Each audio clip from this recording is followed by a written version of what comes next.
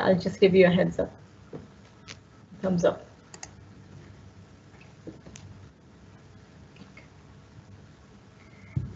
Good evening, ladies and gentlemen, and thank you for joining us today. In celebration of the International Women's Day, we are pleased to host today's webinar with a lineup of distinguished women leaders. The webinar will have two panels. The first panel will be a discussion about women leadership, where our speakers will be sharing with us their achievements and how they have reached their current positions, what challenges they encountered, and what they advise aspiring women. The second panel will highlight the impact of women on board on company performance by CFA Society Poland. And without further ado, I will start the first panel discussion by introducing briefly the speakers.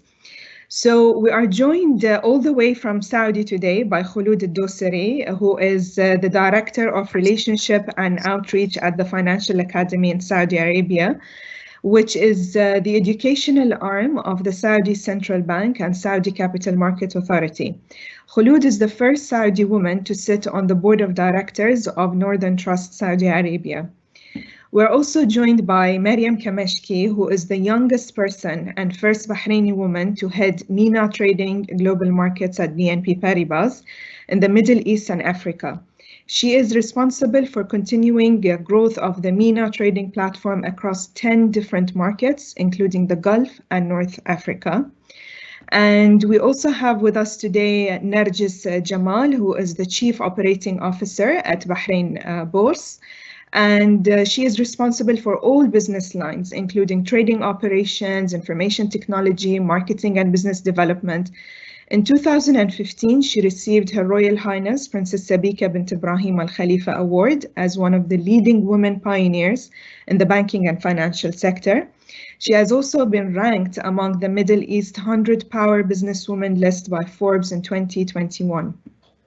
And we also have with us Yasmeen AlSharaf, who is heading the Fintech and Innovation Unit at the Central Bank of Bahrain.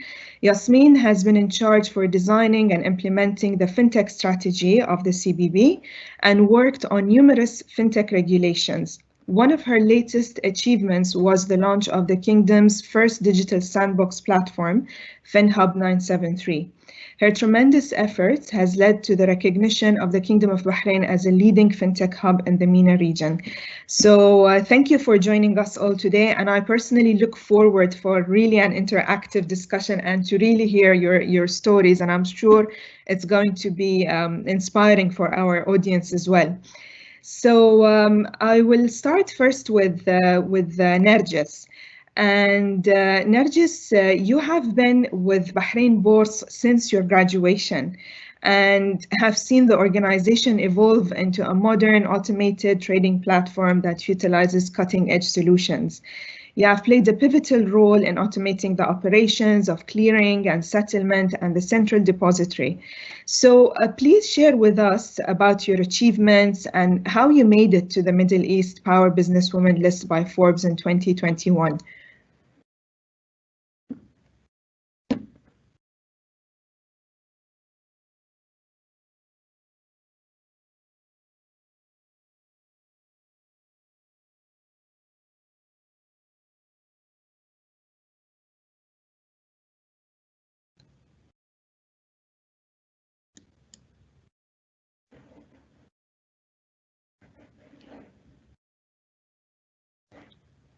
Narjes, I believe you are on mute.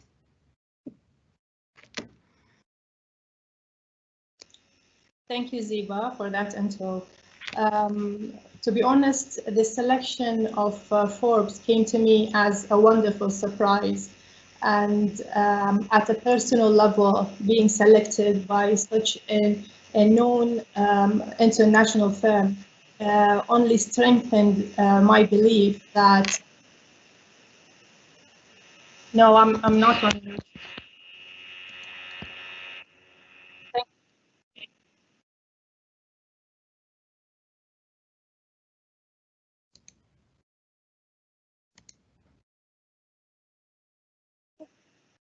Narjes, we cannot hear you. You are not connected somehow.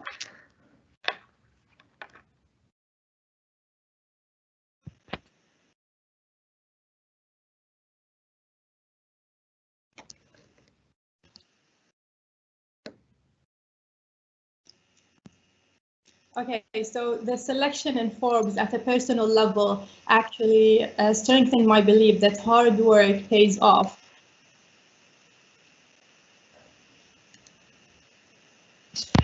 I am.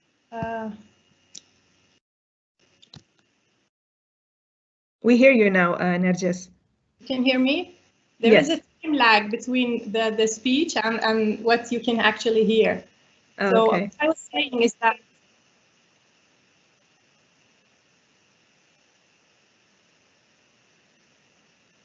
and it's also, made me very, very proud to being selected as one of, capable women. Our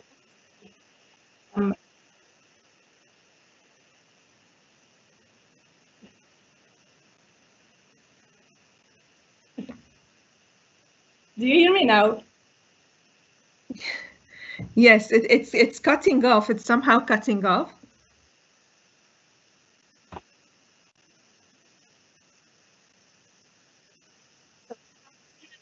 Professionally speaking, it is impressive. It is an impressive position, and that you're already making an impact on the industry that you're working on. You know, recognizing women, leader women, exchanges, and the market is only recent, and that no doubt brings a professional focus on the industry. Thank you, Narjes. So I will move to Yasmeen. Yasmeen, you have been working with the CBB for the past 15 years, and you have been in charge of designing and implementing the CBB's Fintech strategy. You worked on creating the regulatory sandbox as well as a number of Fintech regulations that were issued by the CBB, making the Kingdom of Bahrain the first country in the GCC and wider MENA region to issue such regulations. There are few women in the fintech field, let alone playing leading role as part of the regulator. So please share with us your experience and how did you manage to reach this position and how did you manage all of these impressive achievements? First of all, good evening to everyone joining us today. Thank you, Zeeba, for moderating the session. Thank you to BIBF and to the CFA Society for having us today as well. Before speaking about my personal experience, I'd like to take just a minute speaking about the general global, let's say, scene when it comes to representation of women within the tech, or specifically within the fintech sector as well. Unfortunately, the tech sector has long been traditionally associated with men. Although to be honest, there's nothing that is masculine about technology or gender specific about technology. At the end of the day, you don't need to have any specific physique or physical strength to handle technology. All you require is intellect and being able to think, being able to make strategic decisions as well. Women can very well handle jobs and lead tech companies as well. Unfortunately, unless more effort is being given globally to encouraging more diversity within the technology sector, within the fintech sector, I'm afraid we're going to end up curtailing the full potential of the fourth industrial revolution. We need to normalize having women within the technology sector. We need to encourage women from other sectors as well to move into the technology sector, not necessarily having a technology certificate or a certificate within IT, because that is not the case within the fintech sector, for example. And I think there's a huge responsibility on schools and universities. We need to start collaborating and working with them as well to try and embed this new mentality and culture within younger women at a very early stage. In the Kingdom of Bahrain, thankfully, there have been some evident steps over the past few years. We're starting to see more gender diversity within the fintech sector. For example, I'm heading the first Fintech and Innovation Unit at a regulatory level within the region. I'm a female. I can give you another example. Bahrain's sovereign wealth fund, Al-Waha Fund of Funds, which is driving VC growth within tech and fintech sector, is also being handled and managed by a woman. There are a number of banks in Bahrain that have started to appoint women as their chief technology officers or as their chief digital officers as well. And recently, we've also established the Bahrain Women in Fintech Committee, which is being led by the Supreme Council for Women. So I believe through this committee, we will start to see a growing number of women in leading positions within the fintech sector. Now, going back to my experience within the sector specifically, the Fintech and Innovation Unit was established by the Central Bank of Bahrain back in 2017, and at that time, Fintech was a fairly new phenomenon to us in the region. I mean, a lot of people have not even heard the term Fintech or didn't know what Fintech meant. So to be honest, I had the privilege and I was extremely honored to have been chosen and being trusted with this huge responsibility of establishing this unit and establishing everything from scratch. I didn't have a manual to help me. I did not inherit this unit or this department from a predecessor. So I was in charge and responsible for putting everything in place, from the mandate of the unit, from the different fintech strategies that we want to incorporate within the wider financial ecosystem within the Kingdom of Bahrain, which was a very challenging job. However, at the same time, it's very empowering. And I'm very thankful to have been given this chance. And I just want to mention that I want to take this as an opportunity as well to have a shout out to the great, progressive, forward-thinking leader that I have at the central bank, His Excellency the Governor, who has been very supportive of this initiative. He's been supporting me all the way along. I mean, since he chose to have me lead this unit. And I believe it has really worked on empowering me in different ways, whether like on a personal level, when it comes to like confidence, and being more assertive, widening my knowledge skills, being able to have a say and sit at tables with more senior people within the financial services sector. And as well as it's also helped me to empower the wider ecosystem by being able to make a difference in the way that we bank traditionally within the Kingdom of Bahrain, and by bringing in the new solutions that will hopefully help to accelerate digital transformation within the kingdom as well. So that's, in a nutshell, was my experience so far. And I just wanted to point out as well, my team is made up of two young women that are working with me, and we recently hired a young gentleman to join us, just to ensure that we have that sense of diversity, because again, diversity is very important. Thank you, Yasmeen. You brought up a couple of points which I will come back to later when we have a further discussion. And now I would like to go to Kholoud. And Kholoud, you actually have a very interesting and diverse career background spanning over 15 years, where you have built professional reputation as an accomplished and creative executive with a very strong technical background. So as a first female director of relationship and outreach at the Financial Academy in Saudi Arabia, please share with us your journey and tell us about what kind of support you have received throughout your career, and how did you manage to reach where you are today? Thank you, Zeeba. Well, my story is a very diverse story. If we're going to think, if I take myself back, or take you in this journey, how I started and all the different stops that I had and different experiences, which led me to where I am now.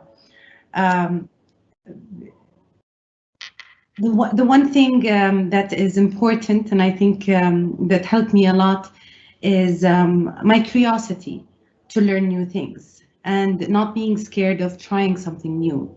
So I'm a mathematician by study. I studied mathematics and statistics.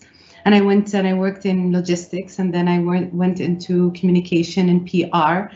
And then after that, I did a little bit of personal branding for high net worth individuals, which led me to doing a little bit of CSR and nonprofit work.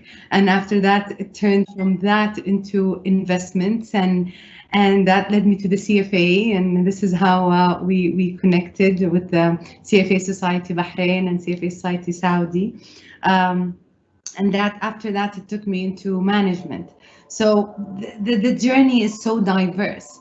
And coming back to what I said, the curiosity of exploring, of learning, the commitment. This is what built what I am now today.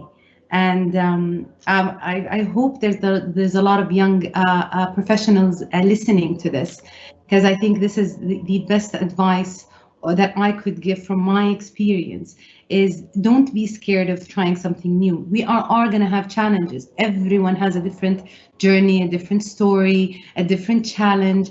We can sit and discuss the challenges that we have here regionally or on a global level. Yes, that is very useful and helpful, but it's important to know that you have your own as well, and you learn from others, but you don't put yourself in a box that this is the way that you're going to reach your goal or you're going to reach where you're supposed to be. It's different for everyone. Now, being in the positions that I've reached now as a director at the Financial Academy, I'm the first lady to actually have this position. Out of 5 directors there, I'm the only female. It's fantastic. It's fantastic because diversity is coming into organizations at top levels, and the support we are receiving, or I am receiving personally, and I think a lot of ladies are feeling the support. Yasmeen, you mentioned the support you have. We are given the chance and the support that we need, like everyone else is. And this is your time to prove yourself, to shine, to have the opportunity to show what you have, your talent, your ability to give back to your community, to your country, to even on a global level, we have an impact. Thank you, Kholoud, for sharing your insights, and we'll definitely come back to some of the points you mentioned. So, Maryam, now women advancement in business generating functions has not been as much as the support functions. And being the youngest person to be appointed as head of MENA Trading Global Markets is in one of the largest international banks, and as a Bahraini woman. So I'm very curious to know about your experience and your journey, and how did you manage to reach this position? Thank you, Zeeba. So like Kholoud just basically mentioned, we all had our fair share of challenges. I think from a very young age, in my personal experience, I was lucky enough to grow up with a father that taught me that leadership has nothing to do with gender. And leadership is basically all about performance and the contribution that you make towards a role. So my background has been quite unique, I must say. I've jumped to different roles over the past 7 years with BNP Paribas. And I think the main thing here is that I set an ultimate goal for myself, and that is basically to make it globally from a local presence, which was something very difficult to do. So from my experience, what made that happen is, without saying, hard work, dedication. I was lucky enough to work with different mentors, both men and women, and I managed to learn different ways of managing, different ways of leading a team.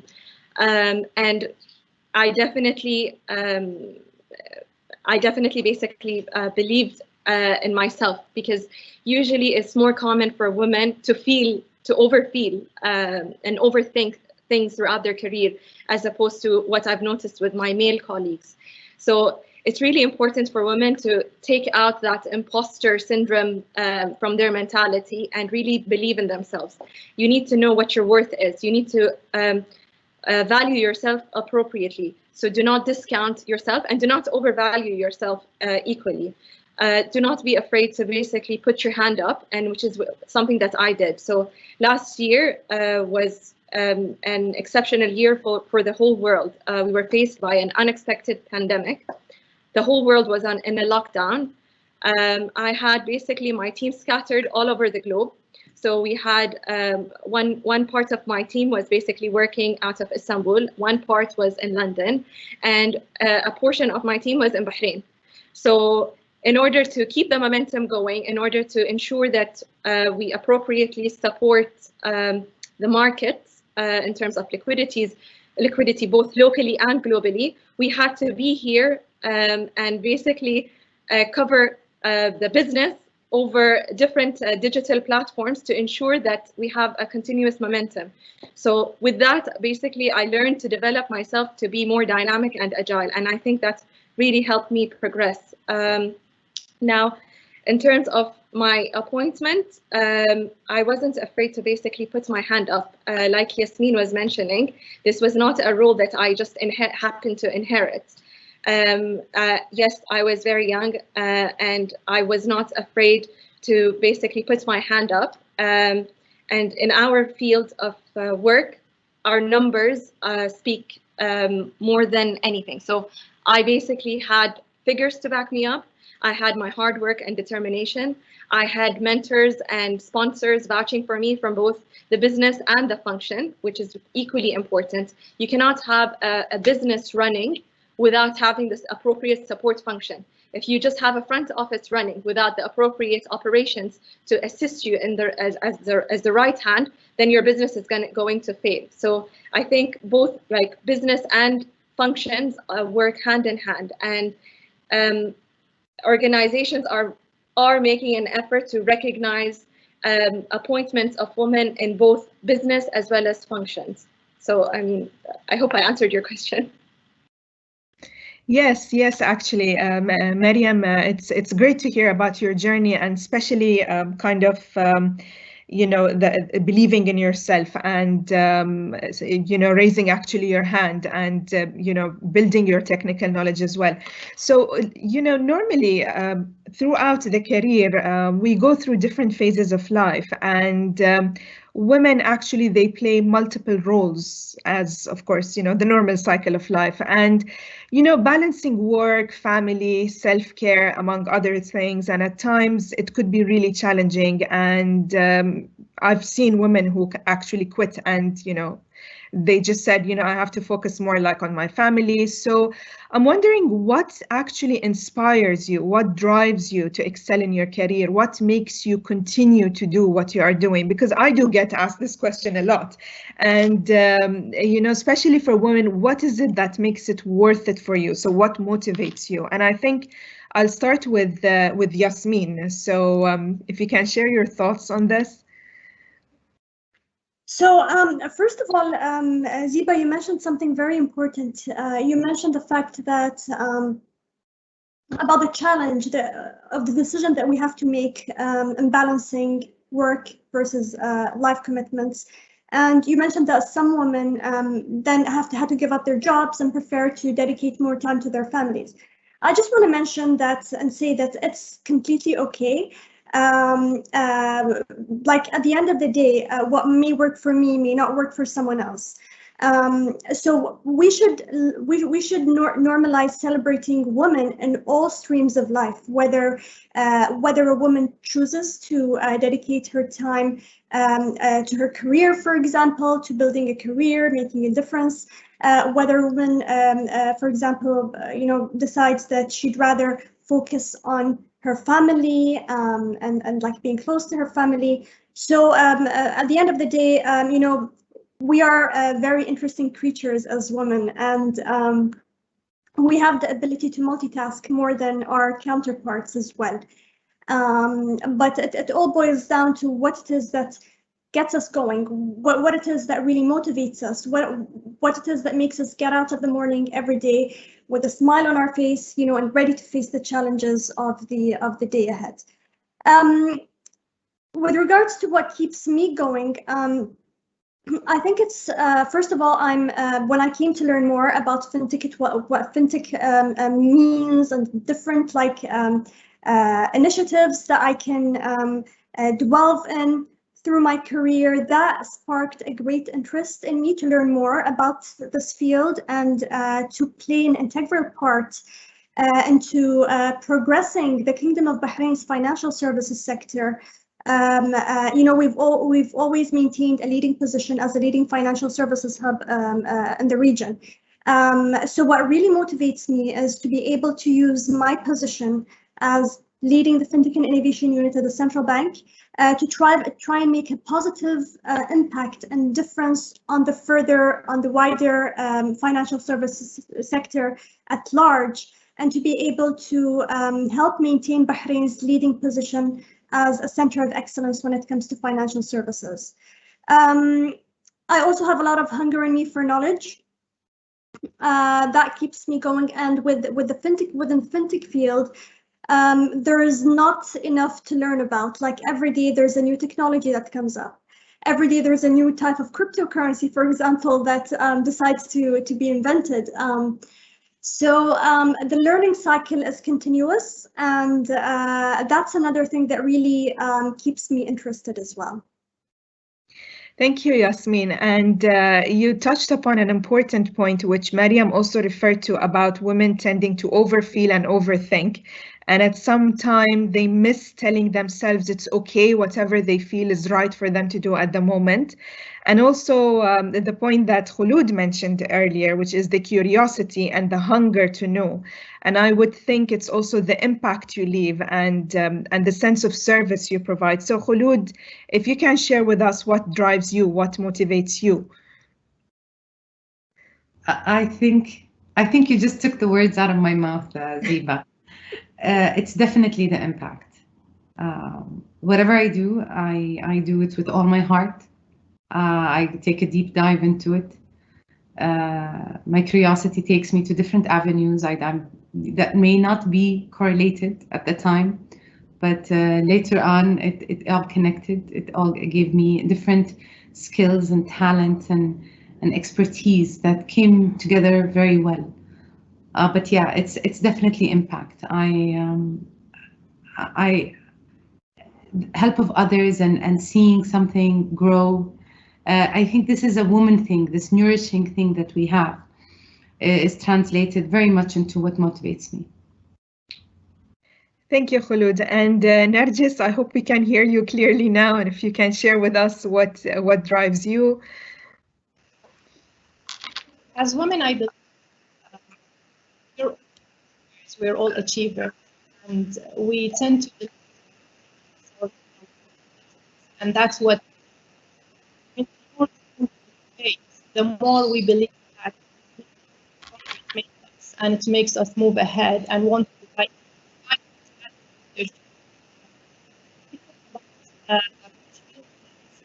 Starting my career, I always had everything is possible in my career, and the right the confidence in my own capabilities, and being at the same time of my own fault.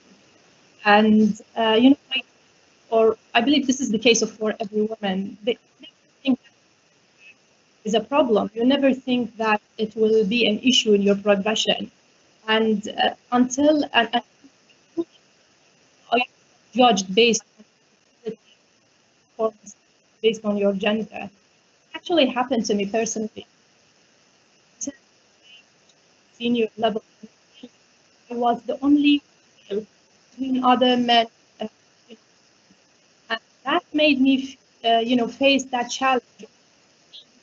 Try to fit in amongst, other men at the same level.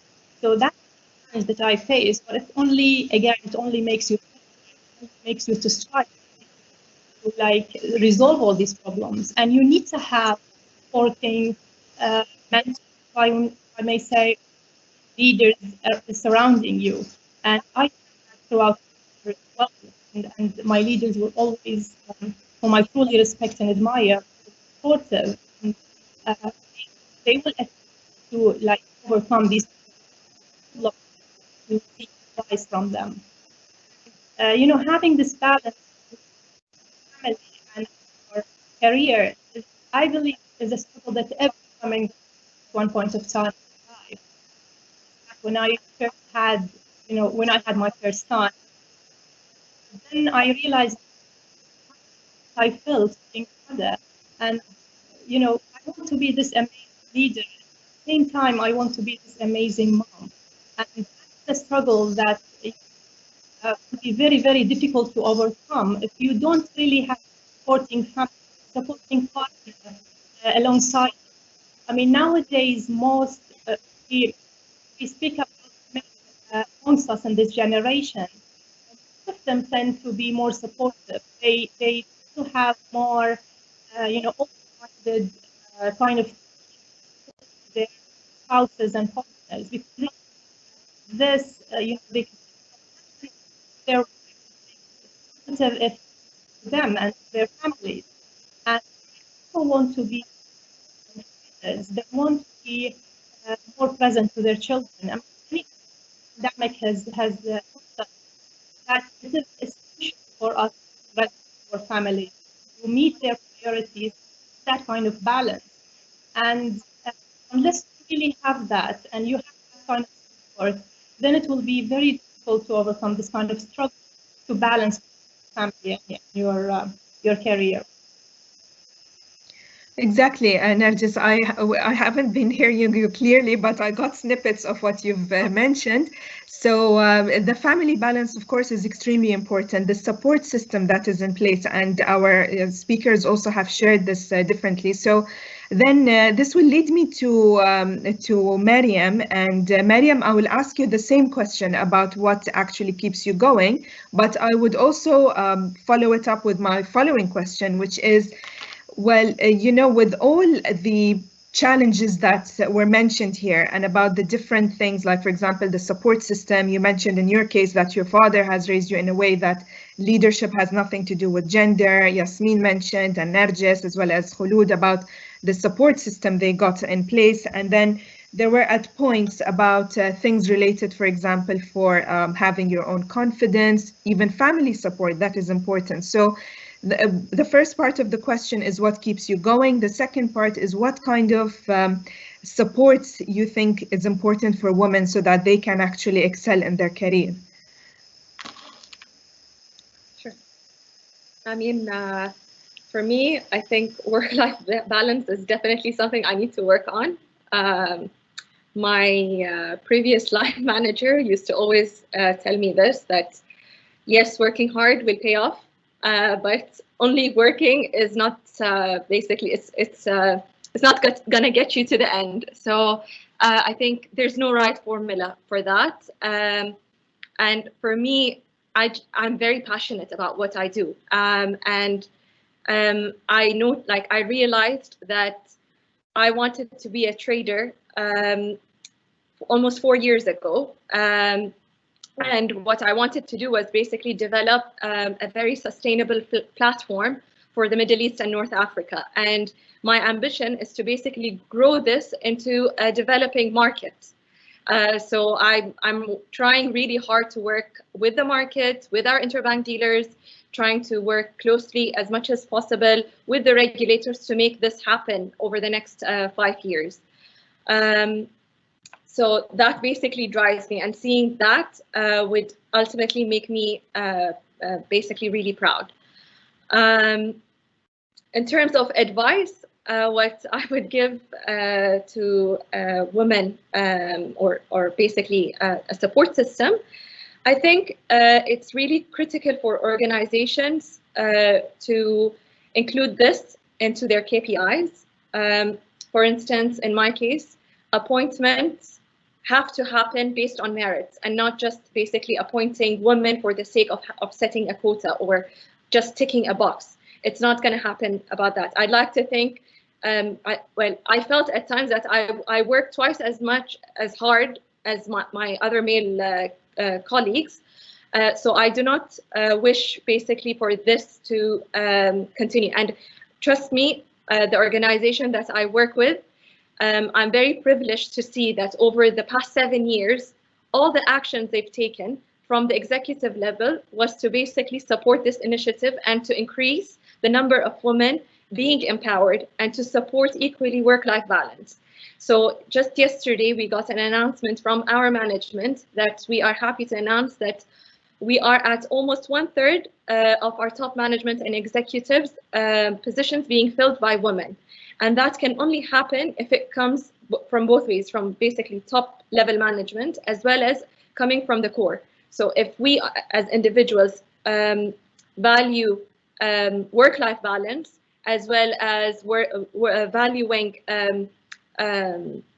diversity and inclusion, as well as we continue as women to bring compassion into the work field, I think the combination of all of this will help foster and create a more sustainable environment for organizations to empower women and to have them flourish in these organizations.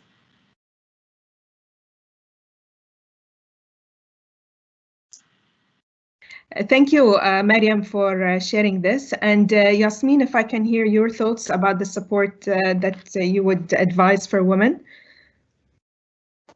Sure. The first advice I would give to women is never give up, keep trying. Failure will only bring you closer to success. I'd also tell them to speak up for their rights and give everyone within their teams a chance to shine as well. I would also tell them that they should know the difference between being assertive and being aggressive.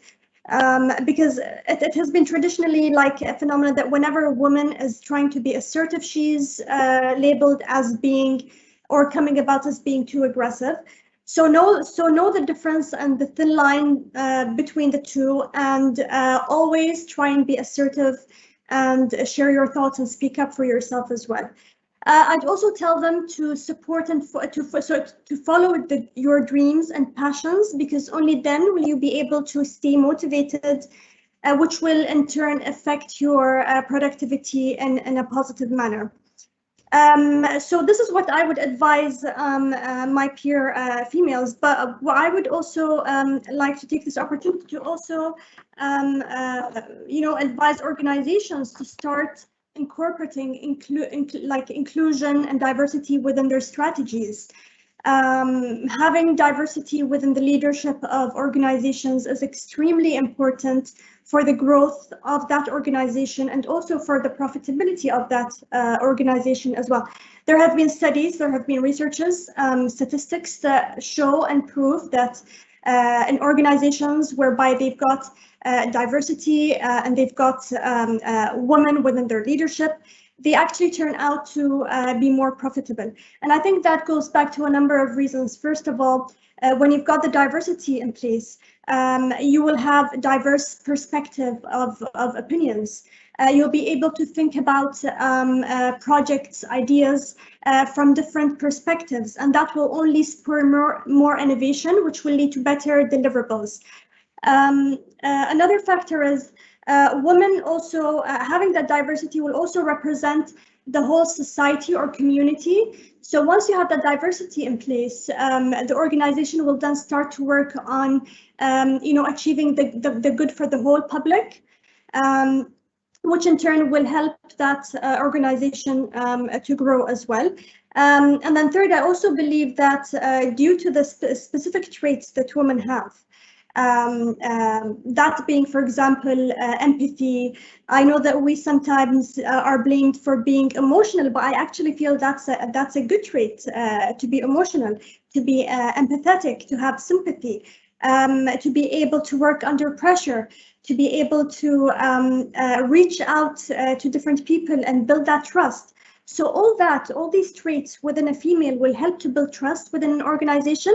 It will help to encourage more teamwork and collaboration, which all in turn will be reflected positively on the organization as well. And Zeeba, before I end my part, I just want to say that, at the Central Bank of Bahrain, we've always had, we've always been supportive of women, and there's always been, within the CBB's strategy, a vision for supporting the progression of women within the entity.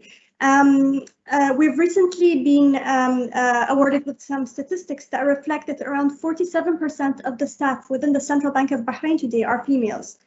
And around 49% of managerial and leadership roles within the Central Bank of Bahrain are also held by females. So that's a good sign that we're heading towards the right. We're in the right direction.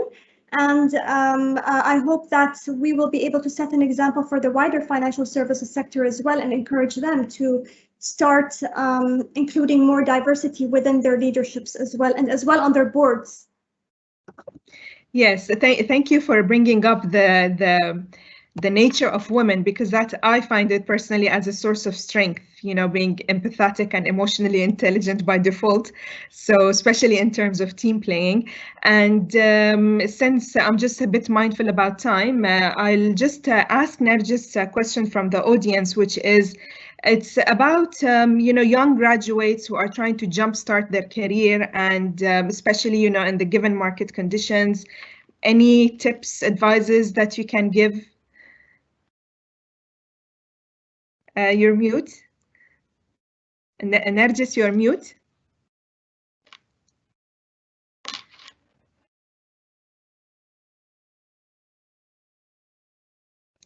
Narjes, you are mute.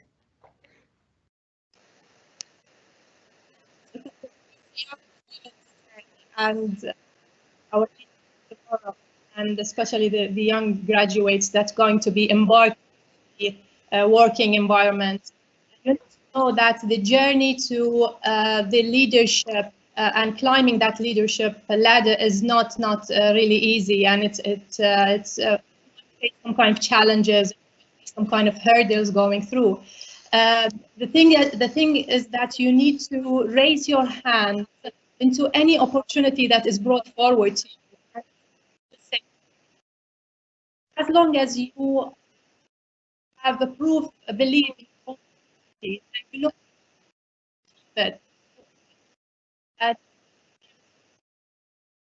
even if you lack the confidence, let's say show confidence in comparison to men, but they are and everything that comes into their way, they can actually come it and pass it. So have that, raise your hands to all the opportunities, and take some risks and some kind of slight sacrifices, and that's the main concept of climbing that leadership ladder. And also have that kind of balance between your priorities at families and work, that career as well. So that is also very important. Thank you, Narjes, and it's a nice recap of the session. And then my final question goes to Kholoud before we move to the second panel.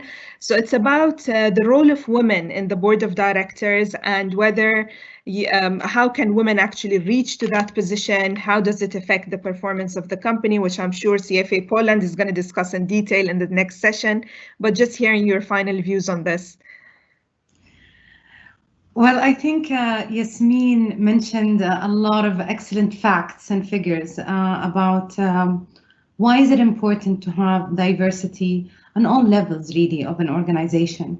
And when we're referring to diversity and inclusion, especially when we're talking about that, that does not only mean diversity of gender. It includes diversity of gender, of age, of expertise, of experience, of even personalities. Because you don't want to have that a herd mentality or like everyone just agreeing with each other. You want to have different opinions in the board, in the executive team, and in the teams as well, going down to your operations and front office and all of that. Because this encourages dialogue. It encourages. We should not be discouraging disagreement. Disagreement produces better results. when you have different personalities, you have the pragmatic and analytical and the innovative and the imaginative and all of these different personalities on a board, this is when you achieve better results. Now, again, Yasmeen mentioned a lot of excellent figures. Most companies in recent studies show that return on equity, return on sales, return on investment from companies that had diverse boards or women on boards, 3 or more actually, this is the magic number for boards, they actually performed better. So some investors or some managers, they actually go and look at boards and see their composition and to ensure that they're investing in the right companies. I think the next panel is going to be discussing and taking a deep dive into this. But I do want to mention one last thing, because what the ladies were talking about just before about what kind of advice you will give. Of course, what Yasmeen said is extremely valid. What Maryam and Narjes said, they were all valid. And I just want to add one more thing to that. I want us to take a different look at the word no, or any variation of it. No, you can't. No, this is not possible.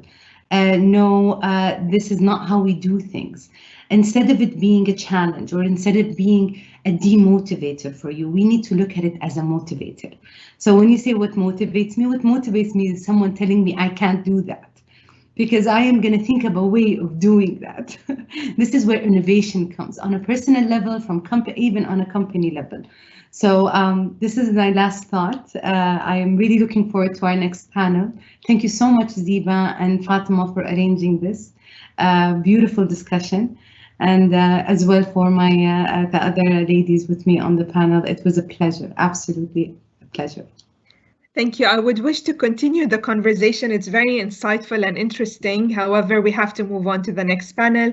So I would like to thank you, Narjes, Yasmeen, Kholoud, Maryam, for joining us today and for sharing your thoughts. And I hope, inshallah, maybe in future events we meet again. So thank you very much, and we'll move to Fatima now.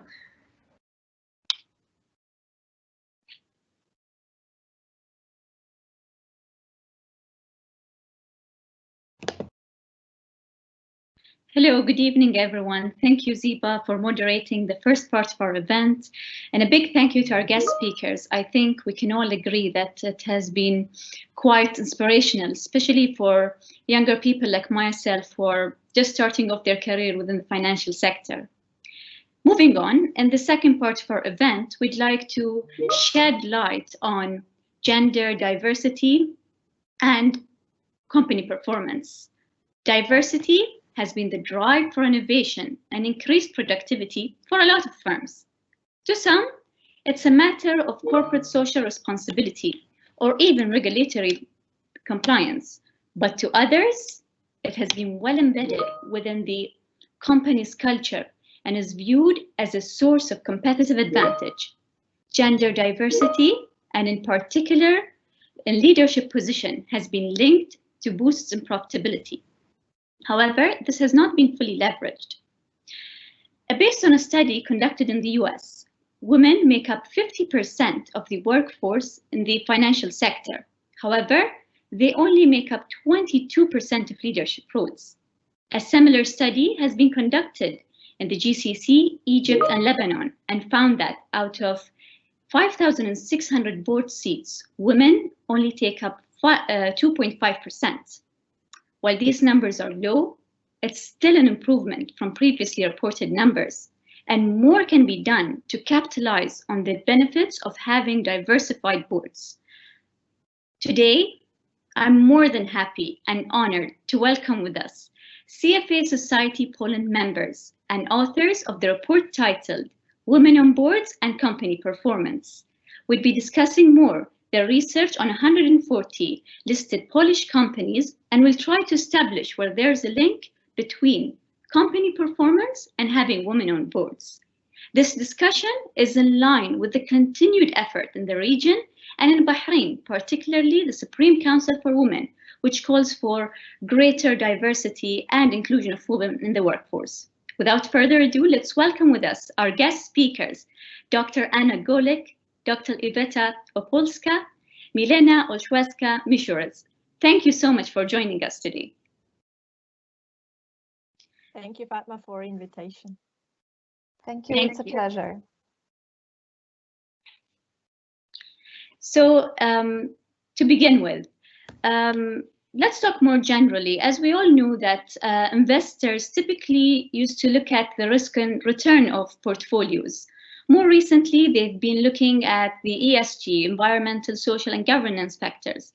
Milena, can you tell us more about how is it like to consider gender diversity as an additional dimension to looking into investment, and what are the benefits of adding it as a criteria to investing?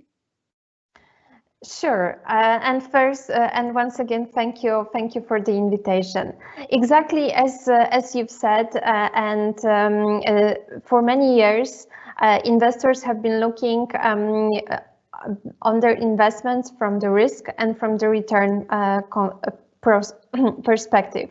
However, the ESG criteria, which stand from environment, social, and governance, they add on that third criterion, and a very important criterion, because each of us, those of us who work on capital markets, we find corporate governance a criterion that is very close to us and linked to our experiences and to our everyday operations. The criteria, non-financial criteria like environment and social, they may be closer to us as human beings. As scientists tell us that humanity is actually close to a climate crisis. We all, in terms of social criteria, we all experience COVID-19 and related problem and exacerbation of inequalities. So I believe that investors are right in including more and more the non-financial criteria into their decision making. Board gender diversity is actually one of such criterions. But when you are an investor and when you want to incorporate a non-financial criteria, you need to look for those criterions that will actually be important for your portfolio. As a fund manager, you have a fiduciary duty to your clients.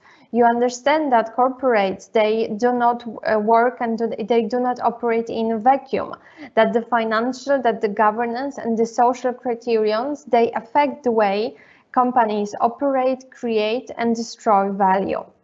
So if you're looking from an investment point of view, you're actually on the lookout and you search for those ESG criterion that would be relatively easy to incorporate and that would be important for your decisions. So probably that would affect the return side, like share prices, so maybe they would affect revenues, margins, scale of dividend, and you look for those ESG criteria that would affect the risk side of your investment, maybe your cost of capital. And once you do the search, you'll see that there are many indicators you can incorporate. In our research that Anna and Iveta are gonna discuss, we focused on one criterion, on board gender diversity. Why? Because it's a simple criterion. It's a criterion that is that relates to governance, but also relates to social criterions, and because of its statistical significance. So it's already been mentioned here that there are many studies that show the link between board gender diversity and between company performance. With many authors of the report of CFA Society Poland, we actually wanted to check whether that would be the case for Poland as well. We have been inspired by many reports of McKinsey and from Credit Suisse that were pointing that those companies that had more women on board, that those companies had better performance, that those companies had lower risk.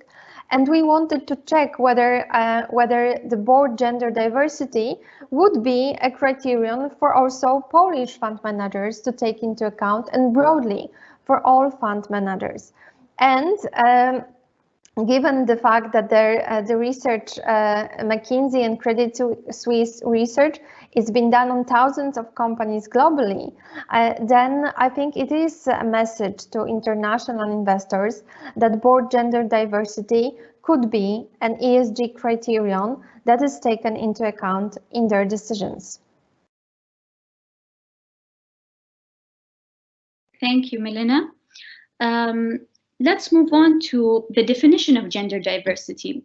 Iveta, can you tell us more about what does a diversified board look like? Is there any particular share of women needed on boards for it to be considered diversified and for it to actually make a difference?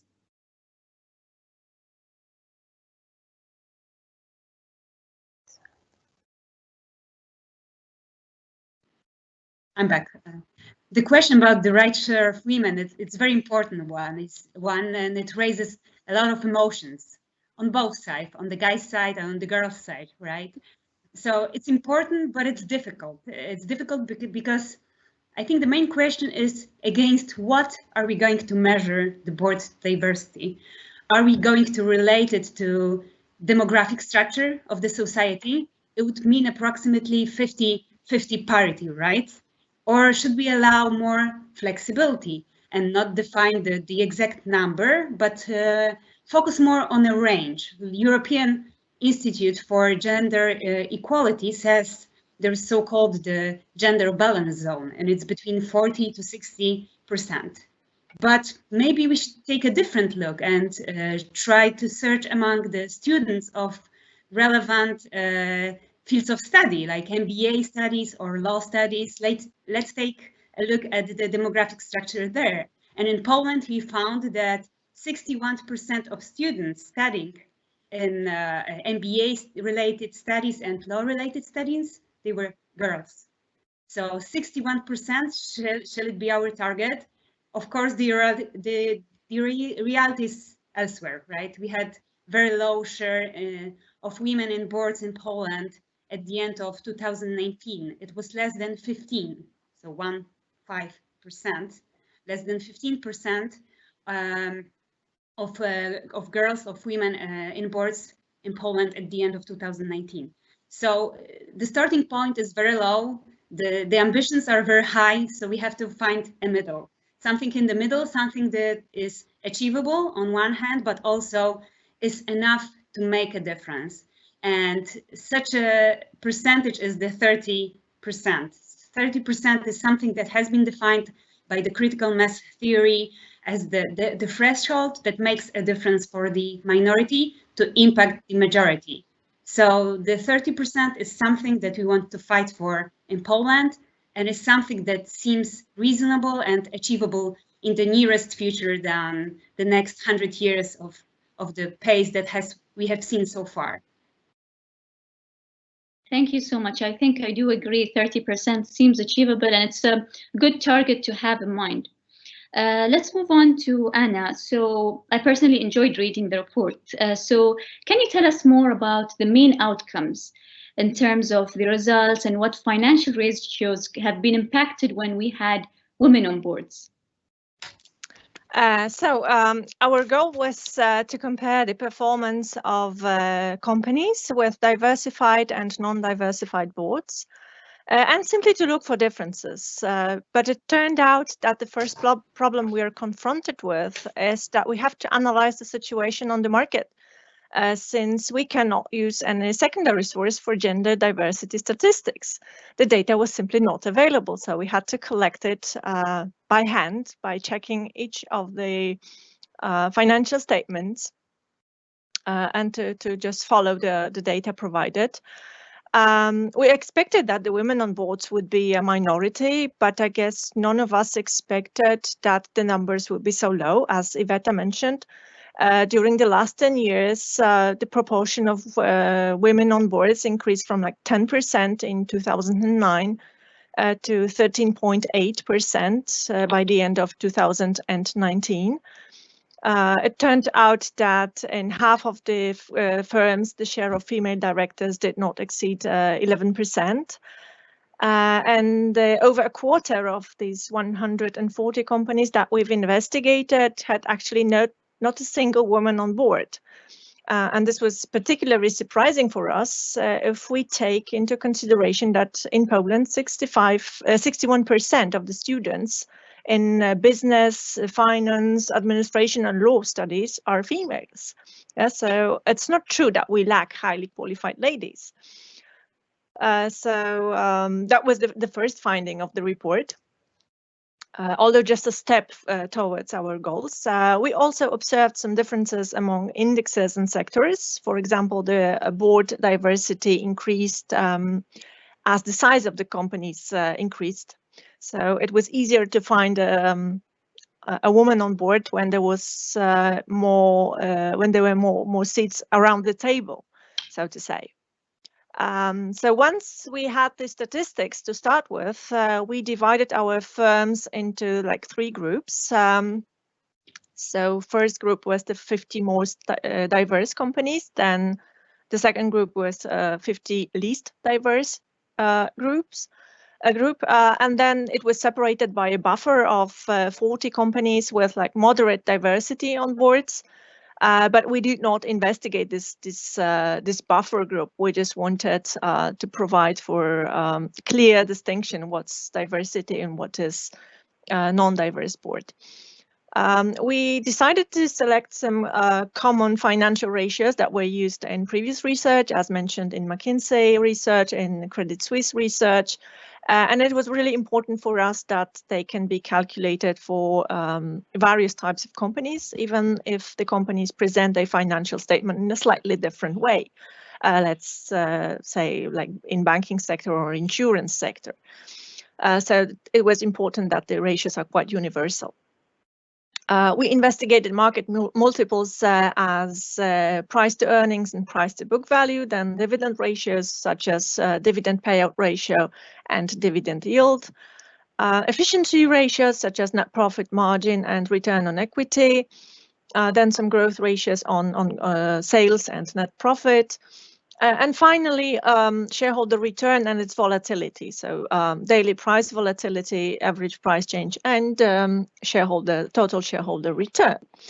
The analysis was conducted on 5-year equally weighted averages for each portfolio, for the diversified portfolio and for the non-diversified portfolio.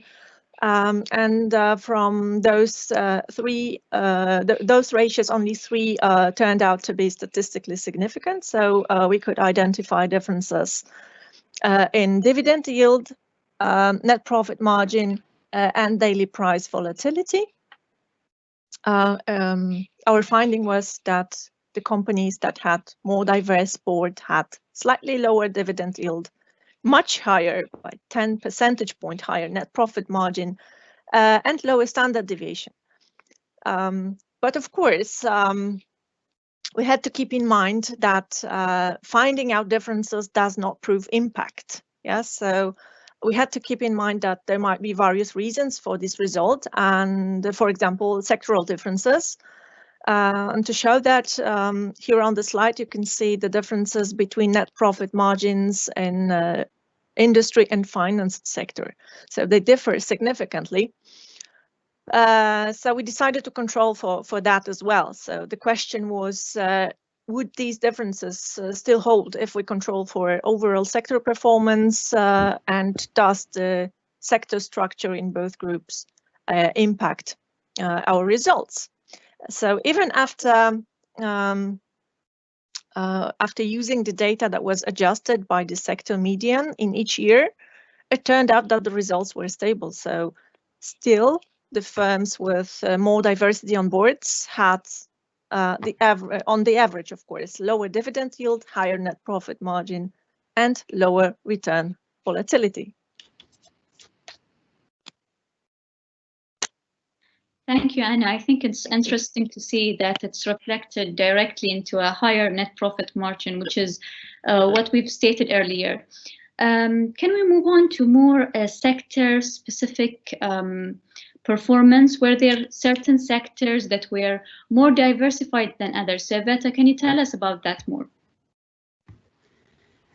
Sure. I think the most surprising was to find out that sectors considered to be for men only, like the energy sector in which I have been employed for the last 10 years, turned out to have the highest, relatively high, share of women on BOPs.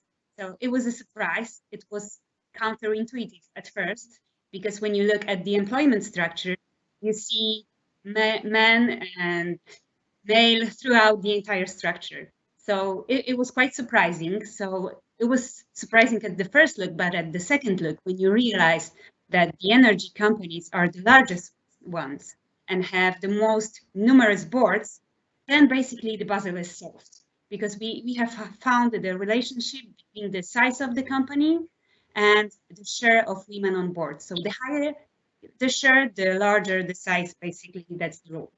On the other hand, it was also surprising to see that sectors considered to be female, like medicine or customer goods sectors, do have less female boards. So the share of the board diversity is lower at those sectors that in the employment structure have more female. So it was quite surprising, and it just looked at first at the glass ceiling. So is it a sign of a glass ceiling?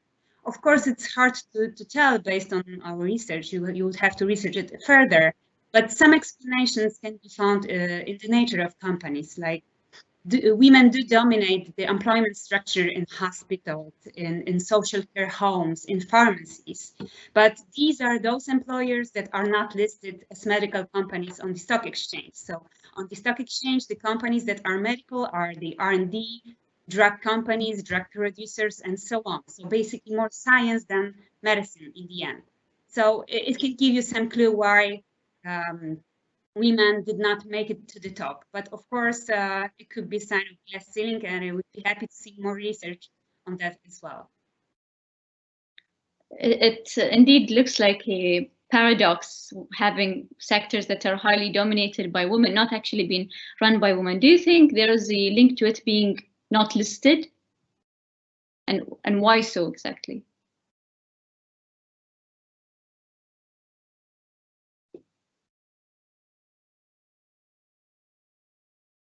Beta, do you think that there's a link between? Yeah.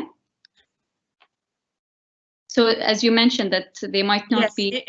That's what I mentioned. Like it was at first, it was very surprising to find out that male-dominated sectors, like the energy, for example, have more women on board. So it was a paradox, but it could be related to the size of the companies. But on the other hand, the medicine, I think I explained it a bit, like the medicine and the customer goods sectors showed the other way around. So women in the employment structure dominated, but they did not make it to the top management. But it could be also related to the nature of the companies classified as medicine in general. Thank you so much. So let's talk more about the next step for the research. Milena, do you have a next step for the research? Do you believe you're going to look into a different region or maybe into a different parameter? For example, the link between gender diversity and maybe GDP growth? Sure. Well, we have many elements and many actions in our minds, and I'll comment on the action side, and I will take Anya speak about the research. Well, in terms of what we are planning to do and what anyone could do, I think there's what we want to raise is the awareness of investors. So those of you who work at banks, who are fund managers, each of you can work towards diversity by including ESG criteria into decision making. So engaging investors in including non-financial criteria is one of our actions. I believe that as the investment community, we have great power in our hands because we control the flow of capital and we can direct its use. We can direct that capital to those companies that are more that have more diverse boards. And I believe that also as a finance, as an investment profession, we have great responsibility to next generations, and that each voting that we make on an AGM or EGM, it should matter and it should count. So one of the actions I would encourage everyone is to promote shareholder activism. Every fund can sign up to United Nations PRI, Principles for Responsible Investment, and every fund manager can raise board gender diversity topic with management boards, with supervisory boards, and within his or her capacity appoint females as non-executive directors. So that would be one element of the actions that can be taken, and that after our report, and we encourage investors to use the reports that point to a link between board gender diversity and positive financial outcomes, to use them for in their investment decision. And the second action element is related towards corporates, towards companies. So the great panelists from the first discussion, many of the ladies, they've been speaking about diversity, the need for diversity, and about inclusion. And I fully agree. I believe there's work to be done on the corporate side, and each of us can raise awareness about how important diversity is. Each of us can speak about diversity, equity, and inclusion, because the equity and inclusion, equity, equal chances and inclusion, that everyone feels that they have the power to act, that those are important elements, and we are raising them with companies, but each and every one of you can start or continue to raise this issue. And what I believe is also important to do is to encourage managements to set themselves voluntary targets for board gender diversity, because the pipeline of women that are just below the management board is important. And there is a saying that what gets measured, it gets done. So when we think about diversity in terms of numbers, it actually starts being one of the KPIs that can be measured and that can be attended to by the boards. And we, I believe, all know that the tone for the organizations is set at its top. So those would be the two actions, one on the investor side and one on the corporate side, that we are following, and we encourage everyone to follow. Yeah, and if I may add something to Milena's opinion, well, in my opinion, the most important thing is delivering facts and dispelling myths. We are very often confronted with statements like, oh, the situation is not that bad, you're exaggerating, or yeah, we would like to nominate some talented women, but there aren't any. Or my favorite one, women do not really want to be leaders. So the only way to dispel this myth is to make people aware of the problem, yes, and predicting actually, or forecasting what would happen if we had more diversity and inclusion is a huge challenge for a researcher. It's extremely difficult for at least a few reasons. First of all, it's like in all social science, I would say, we are limited in conducting experiments. So in chemistry, for example, you can gradually increase a dose of a substance and observe what happens, repeat it multiple times in the same conditions or change the conditions. You can control for those conditions. In business or finance, nobody wants to experiment with their money in this way. It takes a long time before you can observe the results. And of course, you can eliminate the external factors. So we need a lot of analysis on various regions, on various sample companies, in various economic conditions, to put these fragmented conclusions together in a consistent theory. And we have to remember that this research is very, very time consuming, and that the access to reliable data is not easy, and that the sources are scattered, and they're not always publicly available. And sometimes people are very reluctant in taking part in various surveys. So here my appeal also, women, ladies, please take part in surveys, speak up, tell about the problems you're facing, because otherwise it cannot be measured, it cannot be presented as a report. I would say we are not giving up. We plan some follow-up analysis. We plan to test some new approaches. And I think the good thing about our report is that it already stimulated the discussion among various stakeholders. So I hope for a chain reaction that cannot be stopped. Thank you so much. I would agree that I think we're in need for maybe companies to implement more policies that promote gender diversity, not just at board, but at all levels in order for women to get promoted. And I do hope that this research is, as you said, it's a chain effect, would inspire others, and our discussion today would inspire others and our viewers and maybe people in the region to conduct similar researches in the field. I think let's open the floor to questions from any of our audience. Do you have any questions?